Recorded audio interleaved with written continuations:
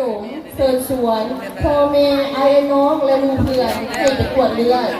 เพื่อชีวิตที่ยืนยาวในทุกสถานภาพของตนเองกวดเลือดหาเชื้อ HIV นำแสดงโดยทีมงานตุ้ยสตูดิโอจะเป็นจังไดนั้นติดตามรับชมได้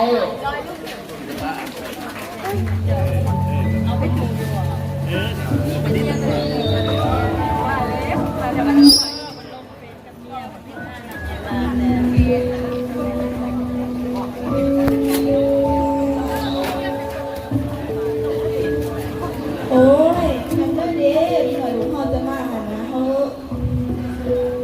เอ้ยเจ้ามาใจเย็นๆนะลูกจะมาลูกกับมาฮอดเสียดายเด้ถ้าตอนนั้นเขามีเงินเห็นนะใครจะบอกเขารู้อ๋อมีเงินไปเห็นใหญ่ไปประเทศไทยดอกแต่ละเดือนมันก็บางเงินเขาสอนหัวใจอยู่ถ้าบนร้านเขาก็เป็นที่เสียชื่อเข้าบนหัวกับเขา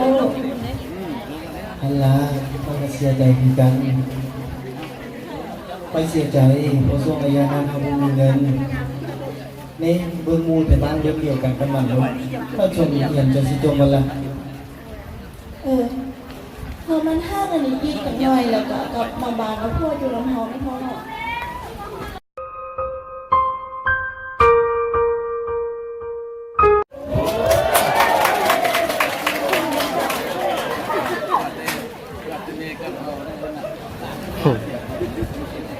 นี่ของต้น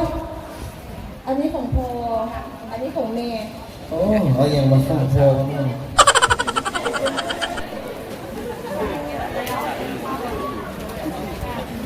ใหญ่เลยมั้ยเดี๋ยวได้ไปเรียนก็ใช่ขนมร้านด้วยมันมีขนมแบบถูกโอ้เจ้านายพี่กันจะดีแม่สบายดีอยู่แหละดีแล้วทำให้แม่ดูค่ะเป็นห่วงลูกคือฮอนโมเมนต์ลูกเป็นไข้ยุ่งบ้านี่นะโมเมนต์ดอกแม่เป็นไข้ธรรมดานี่แหละกินยากระเสาเป็นหายพ่อแม่เด็กเป็นจังไดสบายดีสบายดีอยู่มีแต่คนคอยดูแลอยู่เหมือนกัน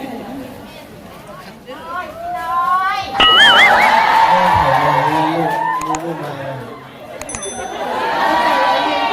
เมียเครื่องเลยอยู่ในมูเด้อพ่อกับแม่เดี๋ยวไปซ่อนก่อนเจ้าโอ้สูนี่นางตายเนาะมาฮอดเงินบ่ฮอดห่างนาทีก็เห็นหน้าสุโรดเอานางก่อนเอาอีดอนได้สามนัดกูมาถ่ายอยู่กันมันเพื่อนกูไก่ๆเป็นกระยางมาตัวโอ้ยแม่ผมตื่นเต้นเนาะรถเมื่อแหล่นี่เกิดเรียนนี่นา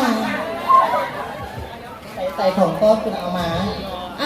นี่ของต้นสุนะ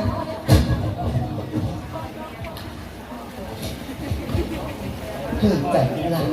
กูงามกว่าเสือกูงามกว่างานครัวเสือกูงามเอาได้โตเป็นอย่างโตคือโชมแท้โตคือจอยแท้บ่ได้เห็นโตจะโดนเลยเองคือหอโตไร้หลาย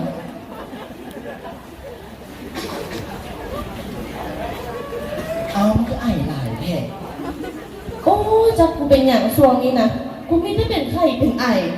เฮ้ยว่ามันเอ๋หรือว่าขันโอ๊ยอีอันนี้มาว่าให้กูบ่สบายใจได้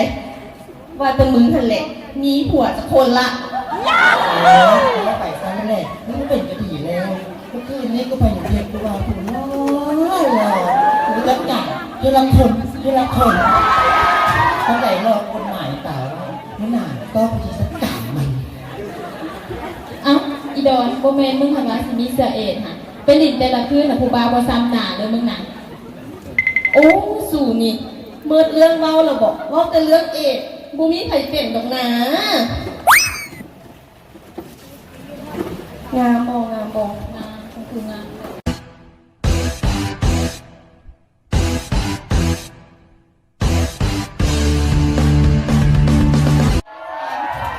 ไอ้แซงสิไปใส่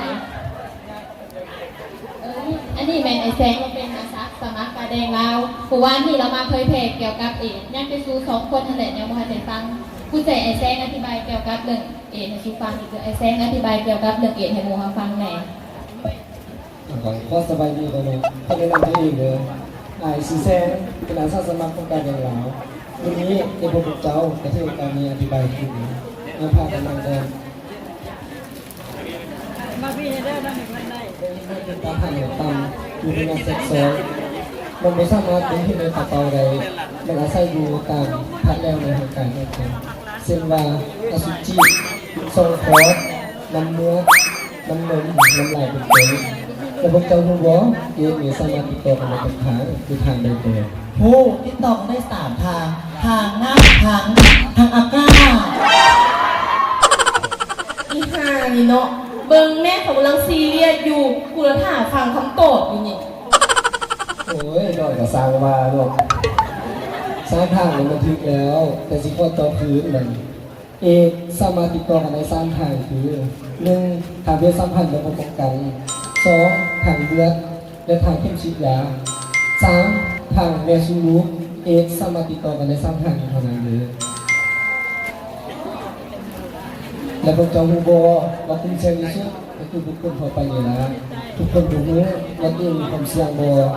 ถ้าทุกคนอยากรู้จะมีแต่วิธีเดียวคือไปกวดเลือดเลย ไผสิกล้าไปกวดไอ้แสงคันไทยบ้านไทยเมืองพ่อแม่เฮาฮู้ว่าเฮามีเสื้อเอดส์เขากำลังเกลียดเฮาอ้ายไปกวดซ้ำได้ โอ้ยน้อยในการไปกวดเลือดถ้าเสียเอสนี่แม้ทางโครงการเพิ่นจะปิดเป็นความลับโดยบ่มีไผฮู้นอกจากสิว่าเขาจะไปบอกคนเองและอีกอย่างก็จะได้หักยามากินเป็นประจำอีกอย่างก็ปิดกวดฟรีหักยาฟรีถ้าปฏิบัติใดสุขภาพเฮาก็จะปกติเป็นคนธรรมดาทั่วไป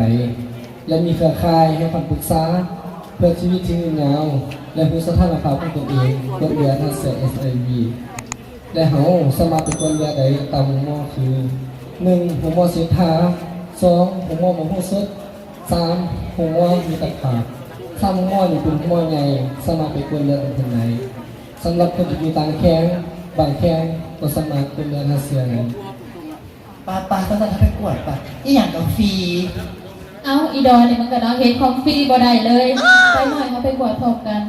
นี่ว่าถ้ากูมาของฟรีมันก็มาของฟรีกันแหละ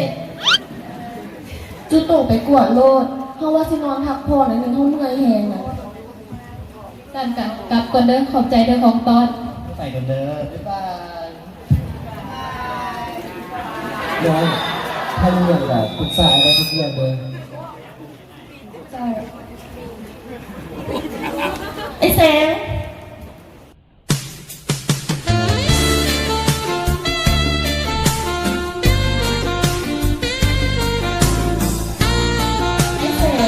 ในระยะที่น้องไปเฮ็ดเวียกอยู่ไทย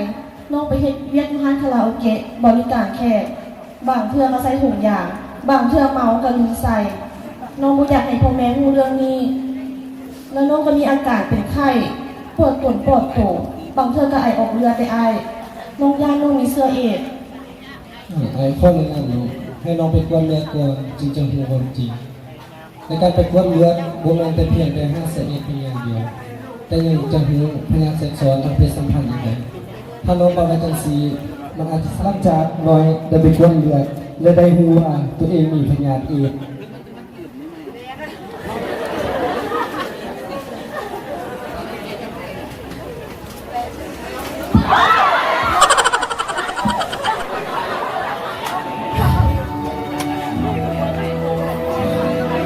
คือเป็นแบบนี้เนาะ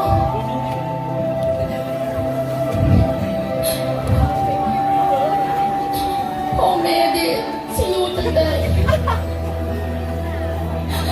มีลูกสาวก็ติดเอดส์เนาะ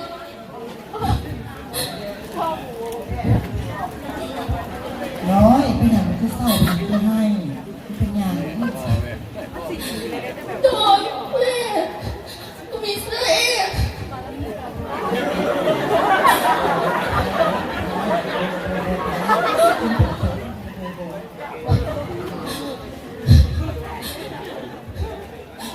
พ่อ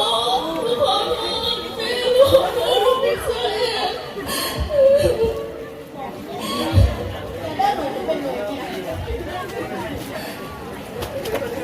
กูว่าแล้วนะเมื่อวันผิดปกติก็เต็มก็มาทีนี้มึงไปติดเอดมาแบบไหน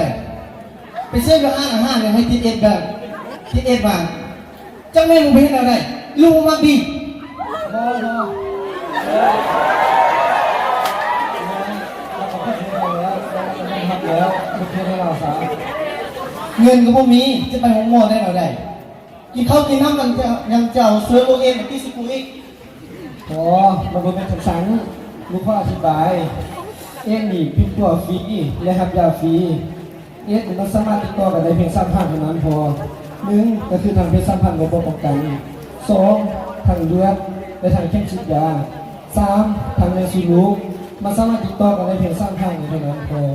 ส่วนการจับมือถือแขนกินข้าวกินน้ำใส่ห้องน้ำพร้อมกันมันบ่สามารถติดได้พอที่สำคัญน้อยก็ได้รับสิทธิ์ไปแล้วและก่อน